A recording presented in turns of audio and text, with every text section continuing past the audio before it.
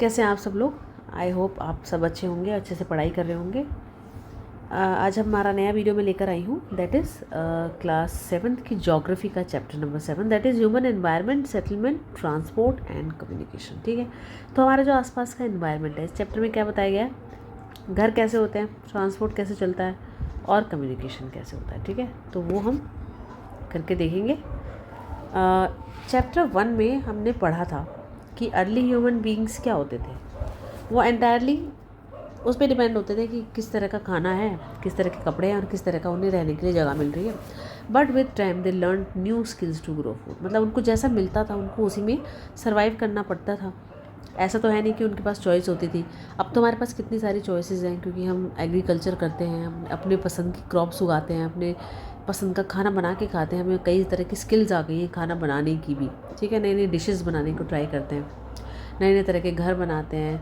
और कभी हमें स्टे करना होता है, हम किसी रिजॉर्ट में चले जाते हैं, कभी बीच साइड पे चले जाते हैं। मतलब रहने के लिए भी काफ़ी हमारे पास सेटलमेंट्स हैं, चाहे टेम्परेरी हो चाहे परमानेंट हो। लेकिन पहले ऐसा नहीं था। अब हम अच्छे से घर बना लेते हैं, अपने बहुत अच्छे ट्रांसपोर्ट के साधन नए नए बना पा रहे हैं। कम्युनिकेशन का तो पूछिए मत। आपको पता है इंटरनेट के आने से सोशल मीडिया सबसे इम्पोर्टेंट, सबसे बड़ा मीडियम बन चुका है कम्युनिकेशन का। और अब किसी को किसी से फेस टू फेस मिलने की ज़रूरत नहीं है। कुछ भी बात कहनी हो, आप फॉर्मल हो चाहे इनफॉर्मल, आप सोशल मीडिया के थ्रू कह सकते हैं या कोई भी इंटरनेट सर्विस को यूज़ करके कर सकते हैं। इस तरीके से लोगों ने मॉडिफाई किया अपने एनवायरनमेंट को जहाँ वो रहते हैं। ठीक है, पहले ऐसा नहीं था। पहले लोगों को चिट्ठी भेजनी होती थी, तो सोचो 10-10, 12-12 दिन लग जाते, कई बार महीनों भी लग जाते थे, दूर दूर के देशों में अगर भेजनी पड़ जाए तो। सेटलमेंट्स क्या होते हैं? सेटलमेंट्स को आप कह सकते हैं घर, ऐसी जगह जहाँ लोग बिल्ड करते हैं अपने घर। अर्ली ह्यूमन बींग्स ट्रीज़ पर रहते थे, गुफाओं में रहते थे, उनके पास ऑप्शन नहीं था। They had to live in the places they already had. ठीक है, उनके पास केव्स होती थी। केव्स को ज़्यादा से ज़्यादा क्या होता था कि थोड़े से उनको रॉक्स नज़र आई जो थोड़ी सी अंदर से होल्स हैं जिसमें वो अंदर जा सकते हैं, थोड़ा वो और तोड़ लेते थे बस उसे। They how somehow manage to live in those caves और on the trees to escape from the harsh climate. Specially when they started to grow crops, जब उनको क्रॉप्स उगाना उन्होंने सीख लिया, तो ये बहुत ज़रूरी हो गया कि अब उनको परमानेंट जगह रहे। ऐसा तो है नहीं कि मैंने यहाँ पर खेत बना लिया अपना, यहाँ पर बीज बो दिए, अब मैं कहीं घूमने चली गई। अब मैं इसको तो पानी की भी ज़रूरत है, खाद की भी ज़रूरत है, बहुत सब चीज़ों की ज़रूरत है, देखभाल की, और फिर इसको मुझे काट के यूज़ भी करना है, तो मुझे रहना भी तो आसपास ही पड़ेगा ना। इसलिए परमानेंट हाउस की ज़रूरत पड़ी। ये जो सेटलमेंट है ये रिवर वैलीज़ के पास ही ग्रो किए गए, जहाँ पर पानी था और लैंड फर्टाइल थी। तो क्या था, लैंड फर्टाइल थी with the development of trade commerce. अब जैसे जैसे इंसान ने थोड़ा ग्रो किया, एग्रीकल्चर तो होने लगा। पहले तो अपनी सर्वाइवल के लिए ही लोग खेती करते थे, लेकिन बाद में एक्स्ट्रा जो बच जाता था उसको बेचने में लगे, क्योंकि ऐसा तो है नहीं कि वो सब चीज़ों को अपने पास ही उगा पाते थे। उनको कुछ और चीज़ों की भी ज़रूरत होती थी जो वो खुद नहीं उगाते थे, उन्हें दूसरों से लेना पड़ता था। ऐसे बहुत सारी चीज़ें थी, तो उससे उन्होंने ट्रेड करना सीखा। Commerce, that is extensive part of trade and manufacturing human settlements became larger. ठीक है, ये सारी जो चीज़ें उन्होंने करना सीखी, अब ह्यूमन सेटलमेंट्स बड़े होते चले गए, यानी लोग एक बड़े एरिया में सेटल होते चले गए। Settlement flourished and civilisation developed near river valleys. आपको हमेशा से ये कॉन्सेप्ट याद रखना है, whether you are studying history और geography or something else, whatever subjects you are studying, you have to keep this in mind that the people started living around the water sources. ठीक है, this is the main thing, because water is the most essential part of our lives, and we just have our food, we just can live at the place where the optimum water is available to us. तो पानी सबसे important part होता है। जैसे कि हमने history में भी पढ़ा होगा, ऐसी बहुत सारी सिविलाइजेशंस थी जो कि नदियों के किनारे ही डेवलप हुई, जैसे कि इंडस नदी के किनारे सिंधु घाटी सभ्यता आपने पढ़ी होगी, टिग्रिस, नाइल और हुआंग है, ये चाइना की है। तो इस तरह की सभ्यताएं जो बड़ी हुई वो नदियों के किनारे ही हो पाई, क्योंकि लोग भी नदियों के किनारे ही रह पाए। जब रह पाए तो उन्होंने कुछ आगे का सोचा, उन्होंने फिर अपने टेरिटरीज़ को एक्सटेंड करने का सोचा। अगर वो एक टेरिटरी में टिक ही नहीं पाते तो उनको दूसरी टेरिटरीज़ को कैप्चर करने की ज़रूरत ही क्या थी। ठीक है, तो नई नई सिविलाइजेशंस इसी वजह से बढ़ी। सेटलमेंट्स कैन बी परमानेंट, जैसे मैंने आपको बोला कि जो घर होते थे, सेटलमेंट्स होते थे, सेटलमेंट जो कि ऑक्यूपाइड होती हैं for a short time are called temporary, ठीक है। जिस जगह पर हम थोड़े समय के लिए रहते हैं वो टेम्परेरी हमारा सेटलमेंट होता है। और जहाँ लोग जैसे कि living deep forest, hot cold desert, ठीक है, और माउंटेन्स में, ये अक्सर कुछ टेम्परेरी सेटलमेंट होते हैं, ठीक है। They practice hunting, gathering, shifting, cultivation and transhumance, ठीक है। तो जो इस तरह की एक्टिविटीज़ हैं जहाँ पर लोग शिकार करते हैं, एक जगह पर शिकार किया, एक जगह पर थोड़ी सी शिफ्टिंग कल्टीवेशन की, यानी एक जगह एक पैच ऑफ लैंड पे खेती करने के बाद दूसरी पैच ऑफ लैंड को ढूंढने निकल पड़े, तो वो एक जगह पर बहुत लंबे समय तक नहीं रह सकते, तो वो क्या करते हैं, टेम्प्रेरी सेटलमेंट्स में ही रहते हैं। However more and more settlements today are permanent settlements, लेकिन आजकल जितनी भी ज़्यादा हम सेटलमेंट्स देखते हैं वो नॉर्मली परमानेंट ही देखते हैं। इस तरह के सेटलमेंट में लोग अपने घर बना लेते हैं जहाँ की वो रह सकें, ठीक है। ह्यूमन सेटलमेंट आपको पता ही है, आप खुद ह्यूमन है, कैसी होती है। नाउ इट्स देयर इज़ एक तो यहाँ ये जो नया वर्ड आया था ट्रांचुमांस, ये क्या होता है, it is a seasonal movement of people. लोग सीज़न के अकॉर्डिंग मूव करते हैं, जिस सीज़न से रिलेटेड उनको कुछ अपनी कल्टिवेशन करनी होती है, या पीपल हु रियर एनिमल्स, वो नई नई पास्चर्स की तलाश में, यानी कि उनके लिए चारे की तलाश में सीज़न टू सीज़न दूसरी जगह पर शिफ्ट करते रहते हैं। There is an incident, there is an example for you to show how transport is important, ठीक है। ट्रांसपोर्ट के बारे में थोड़ा बहुत इन्फॉर्मेशन है इसमें, ये मैं आपको पहले ही बता देती हूँ। It was Mary's birthday party. Mary's birthday party यानी कि एक लड़की है मैरी, उसकी birthday party. She and her friends were waiting for Gurpreet to arrive so that Mary could cut the cake, ठीक है। तो वो लोग क्या कर रहे थे, गुरप्रीत का वेट कर रहे थे कि वो आ जाए और मैरी अपना केक काट सके, क्योंकि हम लोग होते हैं ना कि दोस्तों का वेट करते हैं कि आए तो साथ में केक काटेंगे। एट लास्ट गुरप्रीत आ गई, tired and coughing and wheezing, ठीक है, उसको बहुत ज़्यादा सर्दी लगी हुई थी। She explain that traffic jam was terrible, उसने बोला ट्रैफिक जैम बहुत ज़्यादा था। मैरी की मदर मिसेस थॉमस ने उसके ऊपर पीठ पर हाथ थपथपाया और गुरप्रीत की बैक पर, और ऐसे गहरी सांस ली कि उफ, the pollution in our city, हमारे देश में, हमारी सिटी में कितना पोल्यूशन हो गया है। Prasad has recently come from his village, Prasad अभी गाँव से आया है। उसने पूछा why do you have such traffic jams and such pollution in the cities, की सिटीज़ में इतना पोल्यूशन क्यों होता है, इतना ट्रैफिक जैम क्यों होता है। The number of vehicles is increasing day by day due to the growing population in the cities, जो व्हीकल्स हैं वो डे बाई डे बढ़ते जा रहे हैं और पॉपुलेशन भी बढ़ती जा रही है। मैरी के फादर मिस्टर थॉमस ने रिप्लाई किया कि यही चीज़, और मैरी ने पूछा then why are people coming to the cities, जब इतनी प्रॉब्लम है सिटीज़ में, लोगों को पता ही है, तो क्यों लोग सिटीज़ में आते हैं। तो मदर ने क्या कहा, दे कम लुकिंग फॉर जॉब्स, वो अपनी जॉब्स ढूंढने के लिए आते हैं, बेटर एजुकेशन के लिए आते हैं और मेडिकल फैसिलिटीज़ के लिए आते हैं, जो कि गांव में अवेलेबल नहीं हो पाती। मैरी के फादर ने इंक्वायरी की, थोड़ा सा पूछताछ की, क्या पूछा, if so many people keep coming to the cities where will all the people live, अगर सारे लोग गाँव के भी उठ के शहर में आ जाएंगे तो लोग रह कैसे पाएंगे, जगह तो कम है। मिस्टर थॉमस ने कहा कि that is why you see so many slums, इसलिए आप देखते हैं कि लोगों के घर तो है नहीं, पक्के घर तो मिल नहीं पाते, तो झुग्गी झोपड़ी बनाकर रहने लग जाते हैं। और स्क्वैटर सेटलमेंट्स, इस तरह के जो घर हैं जो कि बहुत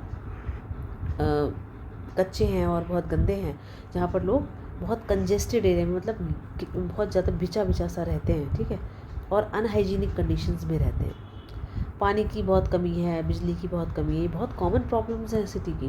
प्रसाद ने कहा कि हमारे विलेजेस में तो इतने बड़े सिनेमा हॉल्स और बहुत बड़े बड़े स्कूल्स और हॉस्पिटल हैं नहीं, बट हमारे ओपन स्पेसेस तो बहुत अच्छे हैं, ठीक है, हवा अच्छी आती है।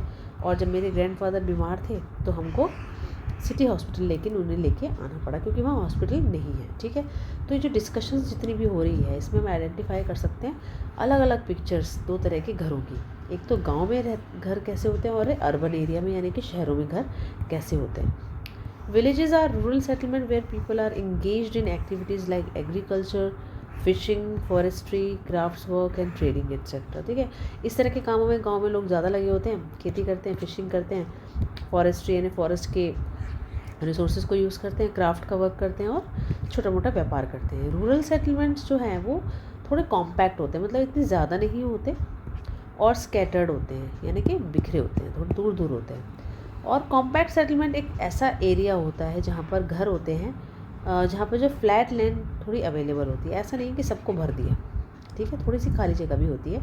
और dwelling are spaced over an extensive area, और घर दूर दूर होते हैं और बहुत बड़े एरिया तक फैले होते हैं। तो इस टाइप के सेटलमेंट को मोस्टली हिली ट्रैक्स पर होते हैं। ऐसा थोड़ा हिल्स जो होती है थोड़ी सी, मतलब ऐसी जगह होगी थोड़ी ऊंची नीची होगी, तो हर जगह तो घर नहीं फैल सकते, तो कहीं कहीं जहाँ पर सेटल थोड़ा सा प्लेन लगेगा वहाँ पर ही घर बना पाएंगे, या थिक फॉरेस्ट पर, या ऐसी जगह जहाँ पर एक्सट्रीम क्लाइमेट हो पाता है। तो वहाँ पे लोग ज़्यादा रह नहीं पाते, इसलिए घर दूर दूर बनाते हैं और फिर रहते हैं।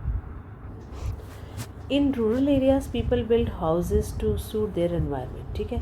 गांव में क्या होता है, लोगों के पास जगह ज़्यादा होती है, इतने ज़्यादा लोग रहते नहीं होते, क्योंकि इतनी ज़्यादा फैसिलिटीज़ भी नहीं होती, तो लोग ज़्यादातर वहीं रहना पसंद करते हैं जहाँ पर फैसिलिटीज़ होती है। तो गाँव में लोग सिर्फ ताज़ी हवा पाने के लिए मोस्टली रहते हैं, ज़्यादातर थोड़े पुराने लोग होते हैं, तो अपने हाउसेस थोड़े बड़े बड़े बनवाते हैं वो लोग, जो कि उनके एनवायरनमेंट को सूट करें। इस तरह के रीजन में क्या होता है, बहुत ज़्यादा रेनफॉल होती है, क्योंकि हरियाली बहुत होती है, ठीक है। तो दे हैव स्लैंटिंग रूफ्स, उनकी जो रूफ्स होती हैं ऐसी झुकावदार होती हैं, ऐसे स्लैंट होती हैं। Places where water accumulates in the rainy season, the houses are constructed on a raised platform और स्लिट्स, ठीक है। तो आपको पता ही है कि जहाँ पर ऐसी जगह होती है जहाँ रेन पड़ती है, तो हाउसेज ऐसे पड़ाए होते हैं थोड़ा ऊंचाई पर, ठीक है, और थोड़े स्लिट्स पर, मतलब जिसमें पानी उस पर टिके ना, ठीक है। Thick mud walled houses with thatched roofs are very common in area of hot climate. तो जो क्या होता है कि जो मिट्टी की बनी दीवारें होती हैं और उस पर थैच रूफ्स यानी कि कुछ घास फूस डाली होती है, बहुत कॉमन है कि हॉट क्लाइमेट में इस तरह के घर आप देखोगे। लोकल मटेरियल्स जैसे कि स्टोन्स, मड, क्ले, स्ट्रॉ, ये सब क्या है, ये कंस्ट्रक्ट करने के लिए हाउसेस को ये यूज़ किए जाते हैं। ये मतलब छोटी मोटी चीज़ें यूज़ करके, ऐसा कुछ फाइन कॉन्क्रीट मटेरियल लेके यूज़ नहीं, घर नहीं बनाए जाते। जो टाउन्स हैं, मतलब थोड़े गांव से बड़े कस्बे होते हैं, वो थोड़े स्मॉल होते हैं सिटीज़ से, और एंड द सिटीज़ थोड़ी ज़्यादा बड़ी अर्बन सेटलमेंट होती है। अर्बन एरियाज़ में लोग जो होते हैं वो इंगेज होते हैं मैन्युफैक्चरिंग में, ट्रेडिंग में और सर्विसेज में, ठीक है। कोई भी चीज़ की मैन्युफैक्चरिंग करनी है, यानी बनाना है, कुछ रॉ मटेरियल लेके कुछ नई चीज़ को कन्वर्ट करना, that is called manufacturing. Trading मतलब व्यापार करना, और सर्विसेज देना, जैसे बैंकिंग है, हॉस्पिटैलिटी है, इस तरह की जो सर्विसेज प्रोवाइड करने का काम कहाँ होता है, अर्बन एरियाज़ में होता है। कुछ विलेजेस के नाम, टाउन्स के नाम, सिटीज़ के नाम आप थोड़ा इमेजिन करके देख सकते हैं कि कौन हो सकते हैं हमारे एरिया में। देखिए इस तरीके से ये हाउस दिए स्लिट्स पर, स्टिल्स पर, ठीक है। देखिए इस तरह के हाउसेस बने, दिख रहे हैं आपको, ये that is only found in villages specially. और ट्रांसपोर्ट के बारे में हम पढ़ते हैं, ट्रांसपोर्ट में भी बहुत फ़र्क है, तो आप सब लोग जानते हैं। वैसे आजकल तो सारे गाँव शहर में ही कन्वर्ट होते जा रहे हैं, कोई भी गाँव ऐसा नहीं है जहाँ पक्की सड़क ना हो। मतलब अगर सारे नहीं भी हुए हैं तो मतलब वर्क इन प्रोग्रेस तो है ही, क्योंकि हर कोई चाहता है डेवलपमेंट बहुत इंटीरियर तक पहुँचे कंट्री के। ऐसा नहीं है कि सिर्फ अर्बन एरियाज़ में ही सारी फैसिलिटीज़ हों और रहने लायक रहें। विलेजेस में भी वो सारी चीज़ें होनी चाहिए जो एक ह्यूमन को, जो उसकी नीड होती है। तो ट्रांसपोर्ट भी एक इस तरीके का मीडियम है जो कि जहाँ पर क्या होता है, लोग और सामान मूव करते हैं ट्रांसपोर्ट के थ्रू। आपको पता है पुराने समय में क्या था, बहुत टाइम लगता था आपको, और लॉन्ग डिस्टेंसेस पे ट्रैवल करना हो तो लोगों को चल के जाना पड़ता था या एनिमल्स पे बैठ के जाना पड़ता था अपने सामान को लेकर। लेकिन जैसे ही पहिए का आविष्कार हुआ तो हमारा ट्रांसपोर्ट ईजी हो गया। तो जैसे जैसे टाइम बीतता गया अलग अलग ट्रांसपोर्ट के साधन डेवलप हुए, लेकिन आज भी इंसान कहीं कहीं पर एनिमल्स का यूज़ करता है ट्रांसपोर्ट के जगह पर। हमारे कंट्री में डोंकीज़, म्यूल्स, बुलक्स, कैमल्स ये कॉमन है, जिसका ट्रांसपोर्ट के रूप में यूज़ किया जाता है। एंडीज़ माउंटेन जो कि साउथ अमेरिका में है, वहाँ पे इलामास यूज़ किए जाते हैं। ये एक तरीके के याक ही होते हैं जैसे तिब्बत में होते हैं। एंड अर्ली ट्रेडर्स जो थे, जो अदर कंट्रीज़ के, वो क्या करते थे, बहुत सारे उनको महीने लग जाते थे इंडिया तक पहुंचने के लिए। तो उन्होंने क्या करता था, या तो वो समुद्र का रास्ते से आते थे या लैंड के रास्ते से।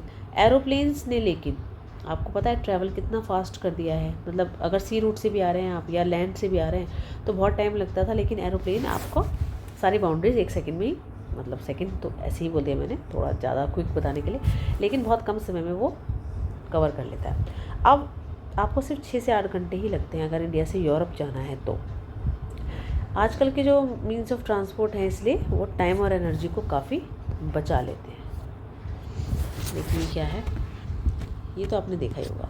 Where you find dwellings made of ice, ठीक है, ये क्या होते हैं आपने देखा होगा ना, जहाँ पे अंटार्कटिका में इस तरह के घर होते हैं जहाँ पे आइस के इग्लूज बनाए जाते हैं। इग्लूज है ये, you must be knowing all this names and who makes them. ये कौन बनाते हैं? एस्किमोज बनाते हैं। आपको पता था ना, जो ठंडी जगह पर रहते हैं वो एस्किमोज होते हैं। And what are they called? तो ये क्वेश्चन आपसे पूछा गया है। You can find it out on your own from Google or somewhere else. Maybe you can ask to some elder or some you can search into some book. वैसे मुझे पता है आप लोगों को बुक्स पढ़ना इतना पसंद नहीं है, तो आपकी सिलेबस की बुक है तो आप मजबूरी में पढ़ ही लोगे। लेकिन क्या है ना कि जैसे जैसे यू विल ग्रो अप तो you will realise that you know having an extra knowledge about something will make you stand apart from the crowd. और एंड एक्स्ट्रा नॉलेज होना कोई बुरी बात नहीं है, आपके आगे के लिए भी बहुत अच्छे काम में आएगी। Whether you are going to appear in to competitive exam और something, you are teaching some younger children too, तो आपको क्या होगा कि ये सब चीज़ें आपको हेल्प करेंगी, जिससे कि आपका नॉलेज जब गेन हो जाती है ना तो एक अलग तरह का कॉन्फिडेंस आता है। तो आपके जो कॉम्पिटिटिव एग्जाम्स होंगे तो when you may be asked anything, you know you are not suppose to prepare for a specific syllabus, you may be asked anything.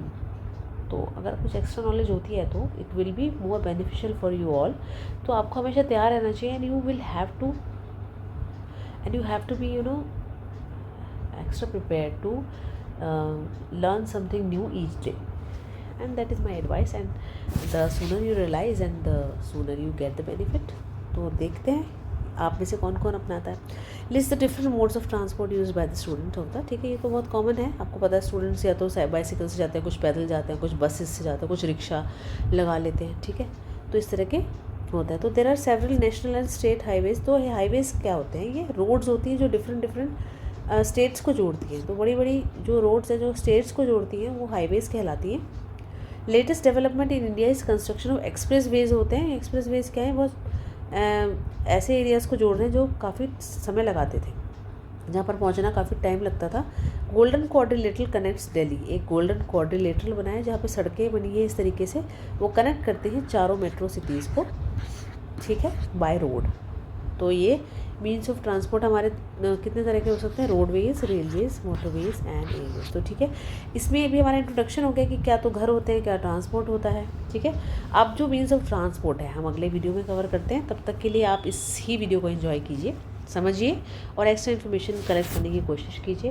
आपको ये वीडियो अच्छा लगा तो प्लीज़ लाइक करें, शेयर कीजिए अपने फ्रेंड्स में, अपनी फैमिली में, और प्लीज़ सब चैनल को सब्सक्राइब करना ना भूलें। Thank you so much for now.